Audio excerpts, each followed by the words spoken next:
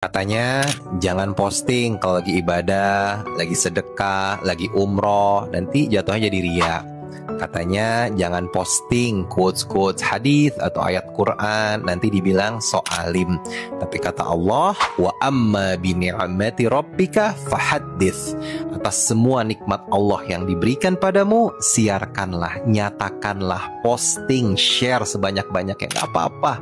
Dunia sosial media kita hari ini dipenuhi dengan berbagai berita tentang keburukan, kejahatan, LGBT, dan hal-hal yang tidak baik lainnya. Maka timpalah itu dengan berbagai berita postingan tentang kebaikan. Tapi nanti jadi ria. Semua tergantung niatnya. Kalaupun postingan itu ada sedikit niat yang belum lurus, pelan-pelan dibenerin. Tapi postingan tentang kebaikan itu bisa jadi menjadi wasilah kebaikan bagi banyak orang, dan kita pun akan mendapatkan pahalanya.